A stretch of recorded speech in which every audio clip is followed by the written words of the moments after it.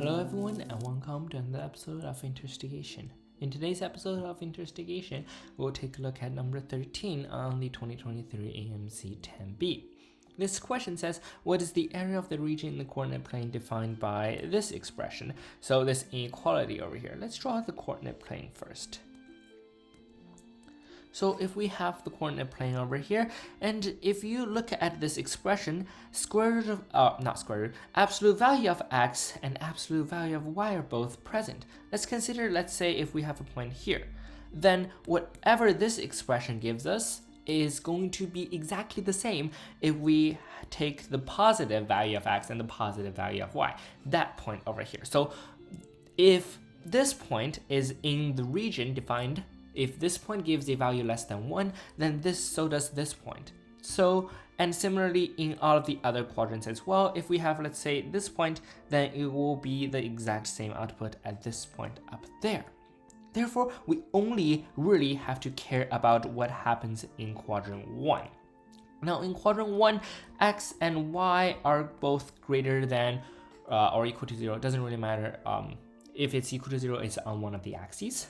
Then we can get rid of the absolute value, because then x and y are absolute value of x is for sure x. Y minus 1 is less than or equal to 1. Now you might think, oh, I have to do casework just to say what is x, what is y, if x is less than 1, if x is greater than 1. No, we don't need to do that. Think about the geometric interpretation of absolute value. What does this mean? Let's say if we have a point in this first quadrant, and we say, what is x minus 1? Let's say the point 1, 1 lays here, then x minus 1 is going to be the distance from x, let's say this is xy, the distance from x to 1. And y minus 1 is going to be the distance from y to 1. So over here we have, this is absolute value of x minus 1, and this is absolute value of y minus 1.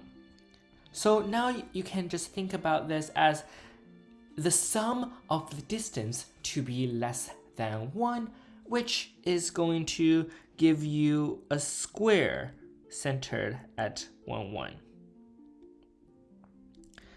And what is the area of this square? This side is going to be root 2, so the area is going to be 2. Now don't just circle 2, because if we think about it, it is going to be on all 4 quadrants, because I said we are taking it symmetrically, so all 4 quadrants will satisfy this inequality, and therefore we have to multiply that by 4, because all 4 quadrants have area 2, therefore our answer is going to be B.